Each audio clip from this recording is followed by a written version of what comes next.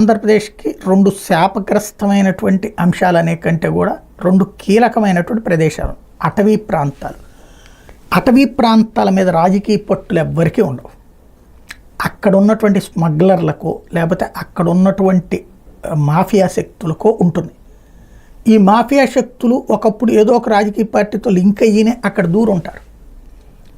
చేతి నిండా డబ్బు, వాళ్ళు చెప్పినట్టు నడుచుకునే విధంగా అక్కడ ఉన్నటువంటి గిరిజనులు తయారైపోయారు.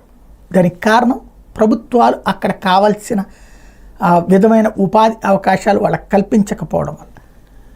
ఏఓబి ఆంధ్ర ఒరిస్సా బోర్డర్లో గంజాయి పండడానికి కారణం అక్కడే అదే.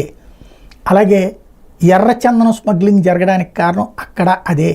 స్థానిక గిరిజనులకు ఉపాధి అవకాశాలు కరువైనప్పుడు, ఉద్యోగ అవకాశాలు కరువైనప్పుడు, విద్యకి దూరమైనప్పుడు, నిరంతర ఆహారం కూడా అందుబాటులో లేనప్పుడు వచ్చే ప్రజా తిరుగుబాటు ఒకప్పుడు నక్సలిజం రూపంలో, రెండవది ఇప్పుడు మాఫియా శక్తుల రూపంలో ఆ ప్రాంతాలు వాళ్ళ చేతికి వెళ్ళిపోయినాయి. ఇవాళ వాళ్ళు చెప్పినట్టు వింటారు. ఓట్లు కూడా భవిష్యత్తులో, నేను మళ్ళీ చెప్తున్నా, భవిష్యత్తులో ఈ రెండు ప్రాంతాలు శాసించబోతున్నాయి. ఎందుకు అంటే మాఫియా శక్తులు శాసిస్తారు. అక్కడ ఎమ్మెల్యేగా ఎవడు గెలవాలా, ఎంపీగా ఎవడు గెలవాలన్నట్టు. ఎందుకంటే వాటి ద్వారానే ఈ డబ్బులతో అక్కడ ఉన్న వాళ్ళని వాళ్ళు పోషిస్తున్నారు. తద్వారా వాళ్ళు అక్కడ సక్సెస్ అయిపోతున్నారు. ఇది ఇప్పుడు ఎందుకు చెప్పాల్సి వస్తుందంటే, శేషాచలంపై గొడ్డలి వేటు అని ఒక స్టోరీ రాసింది ఈనాడు.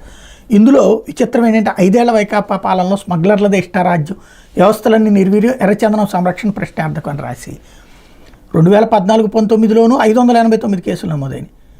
అరెస్ట్ అయిన స్మగ్లర్లు 1928 మంది, స్వాధీనం చేసుకున్న దొంగలు 337 టన్నులు, సీజ్ చేసిన వాహనాలు 305. అంటే అప్పుడు స్మగ్లింగ్ జరగనట్ట? అదే కదా మరి పట్టుకున్నారు కదా వాళ్ళు. అంటే మరి జగన్ టైంలోనూ జగనే స్మగ్లింగ్ చేపిస్తున్నాడు అనుకుందాం, వైఎస్ఆర్ కాంగ్రెస్ పార్టీ చేపిస్తున్నాడు. అప్పుడు ఏం చేయాలి? కేసులు పెట్టకుండా వదిలేదు. కానీ జగన్ టైంలోనూ 431 కేసులు నమోదైనవి, 1029 మంది స్మగ్లర్లు అరెస్ట్ అయ్యారు, 143 టన్నులు దొంగలు స్వాధీనమైనవి, 165 వాహనాలు సీజ్ చేసి. అంటే కేసులు తగ్గినాయి అందాము. ఎస్, కరెక్టే. ఎందుకు తగ్గుతాయి? 2 ఏళ్ళు కరోనా. ఆ టైంలో ఎవడు అక్కడ చెట్లు కొట్టడానికి పోయేది, బయటికి రావడానికి మనుషులు భయపడినటువంటి సందర్భంలో మొత్తం కర్ఫ్యూలాగా తయారైపోతే ఇంకే స్మగ్లింగ్ చేస్తారు. ఆ టైంలో ఏడికి పట్టుకుపోతారు. కాబట్టి ఆ 2 ఏళ్ళు తగ్గిన వారే కేసులు తగ్గుతాయి. అంటే ఎర్రచందనం నిరంతర ప్రక్రియ. స్మగ్లింగ్ చేసేవాడు ఉంటాడు, పుష్పాలు బోల్డ్ అంతమంది ఉంటారు. కానీ జగన్నే పుష్పాలాగా చూపించే ప్రయత్నం ఈనాడు చేసుకొచ్చిందనమాట.